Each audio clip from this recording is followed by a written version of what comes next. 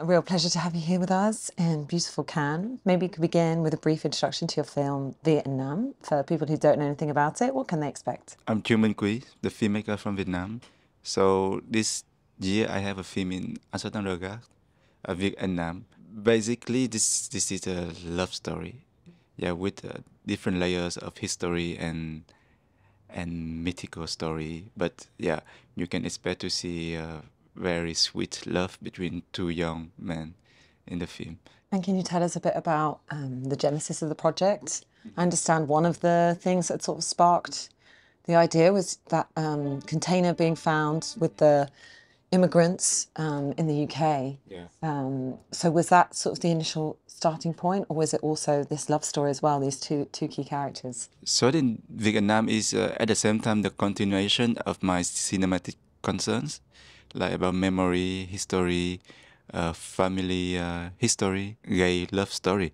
So I have been doing films about these stories before, and the event of the sadly 39 people, Vietnamese people in the container in UK, I think that's the trigger point, emotional trigger. In the film, we see that the film try to approach this event not in a literal way, and the film is not about this event, but they try to see this event or any similar event, because yeah, there are not only one event like this. When we found refugee or the migrants less dead in the container, so there's multiple events. So to see this kind of event through a deeper layer, through history and also personal story. And of course, sort of the time period and the political backdrop, very crucial to the storytelling. Maybe you can talk us through a bit about why you wanted to set it in 2001, and how kind of the spectre of the aftermath of the Vietnam War sort of infuses the story, and how it's so significant to the current state of Vietnam. I think it's always interesting to see something in a different perspective. In this case, time. So, and I think in cinematically speaking, to set the story in the past. At the same time, when the audience watch the film, they still aware that actually there's some events that happened recently in Vietnam. So there is this kind of ambiguity of time, past and the present, and even the future. In the film, we can see that there's also something that could happen in the future. So I try to melt everything together so that to connect everything. And I think by trying to create this interconnection, maybe we could understand something a bit differently about some events, some what happening now. Also, because of course there's some logical for some logic we need for the narrative. Like it couldn't be too long after the war, so it had to be somewhere in between. And I think 2001 is a quite sensible date to set the film. And maybe you can also tell us a bit about the creative decisions that you made, shooting on 16mm, but also kind of the look and feel of it, where at times it can feel very naturalistic, but then at others a bit surreal, slightly fantastical, the sort of coal in the background, sort of sparkling almost like a starry night sky. So maybe you can talk, about what you wanted to do with the way it looks and feels. This is my fourth film shooting on 60mm.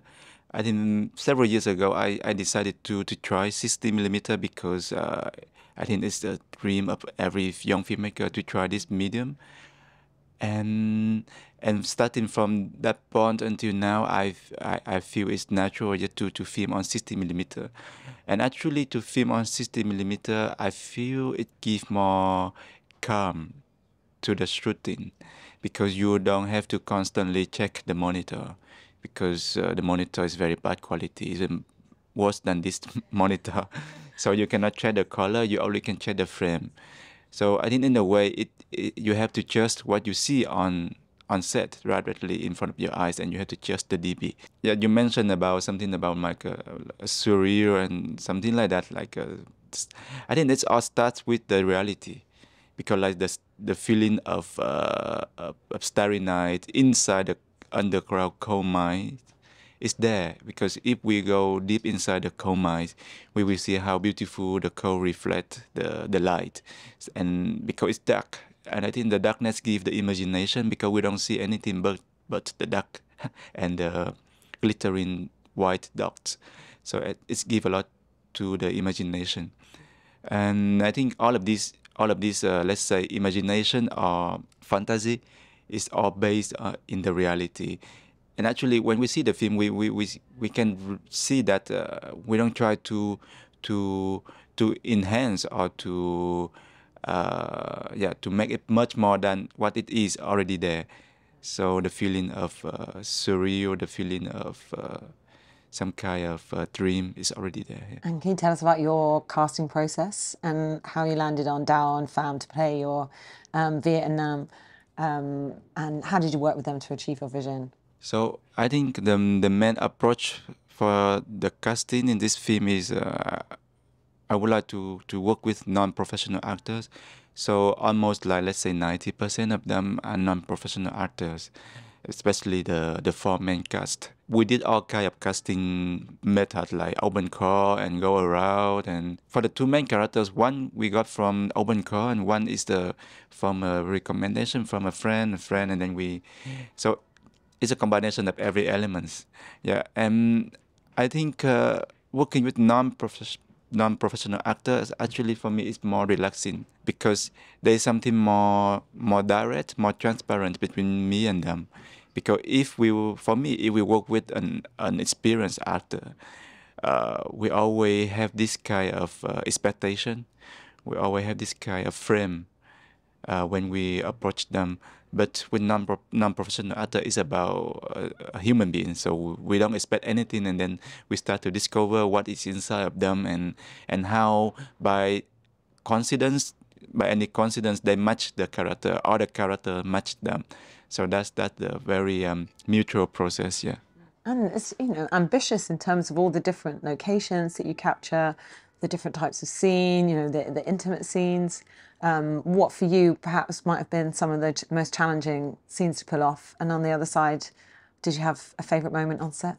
I think the most challenging could be in the underground coal mines, because actually we couldn't shoot in the real underground coal mines, because it would be very dangerous and not practical at all, with all of the dust and the lack of air, and then it's not safe. So we have to build underground coal mines in a cave. It's very dark inside, and the cave is full of bats, like thousands of bats. So you can imagine. And it's the date when we shoot these scenes is at the end of the shooting, so very long already, and it were very hot days, and it's very hot. It's under the forest, so you can imagine. So it's the volcanic cave, so just like 1 meter or 2 meter, let's say, up. When we go up, there's the forest, totally dry, and the sun very strong. So everyone, I think, physically exhausting. And I think the most favorite scene, let's say, because it's different. Because when I was shooting, I have different favor. But when I saw the film, it's become different. So maybe the birthday. The birthday when we were shooting, I was not happy at all, because I don't know why, for such a simple scene, but we had to shoot like the whole night. But then when I saw the film, it became my favorite scene, because it's very simple, and then we see the close up of the two main characters. There's something in their look, in their eyes, that I felt that it can transfer through the screen. So yeah, that's my first scene. And in terms of the takeaways or the impact you hope the film will have, I mean, it's quite interesting that, there is this queer love story, but in a way, it's, a lot of LGBTQ plus films can sort of focus on, like perhaps homophobia or not being accepted, but really that's not the sort of central theme. It's more interested, in this connection to the past and perhaps, some uncertainty of where the future is going in Vietnam. I think it's it's all have something to do with really the preconception, even when we start the film or when I start the film, because for me it's gay here is not really an issue, you know. So I approach as it is something that already inside of me and something that naturally. So for me, it had to be like that. I don't want to approach it as something that an issue, and the film had to solve that issue. No, it's not like that. But of course, we have to acknowledge that in reality, at the same time, there's some kind of constraints in gay love story. So in the film, we can see some hints, but I think it's just enough so that we understand that there's, of course, for the two characters, there's still something that they have to keep secret about their relationship, like the scene in the birthday when they're afraid that somebody would see them. So I think, but for me, that's enough. But the rest is that we see these two young men who are in love, and then the film is about their life. The film is about their relationship with the family, with something a bit deeper, history, and somehow I think what makes the film interesting for me is how the film try to combine and connect every elements, every different stories, so that at the end you cannot say exactly what is the film about. And what has it meant to you to have the film here in Cannes in the Uncertain Regard section, and seeing so many glowing reviews must feel so amazing for your film. And how does that contrast to the fact that I understand it's been banned? Is that right, in Vietnam? Less so because of it being a gay love story, but because it's seen as kind of a negative or pessimistic portrayal of the country. So that must feel quite incongruous, to have a good reception here and have that at home. At the same time, I'm very happy, but of course, yeah, it's sad because the audience, all of the people who have the film in Vietnam, they cannot see it in the cinema there. But I think being in Cannes, it's a bit surreal. But what made me most happy is the reception of the cast, because it's their first time seeing the film. Like we see there is the veteran, the real veteran who played the veteran in the film, and how he received the film. It made me feel very moved, and how he proud, and how he very protect the film after watching the film. So I feel, yeah, at least that's what I can feel relief that the cast, they love the film, they love what they see about themselves on the screen. Yeah, of course, personally, I am disappointed because of how the film is interpreted by the authorities. I think they have their, like any audience, they have their own way to see the film, but because here they have certain power to ban or to not ban the film, and they choose the first one, which is for me rather disappointing. But okay, I mean, the film is well received here, and I hope someday the film can find its way to the Vietnamese audience.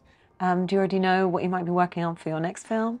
And what will you take from this experience, and perhaps any lessons that you've learned that you'll take with you onto the next project? I think being in Cannes is very nice.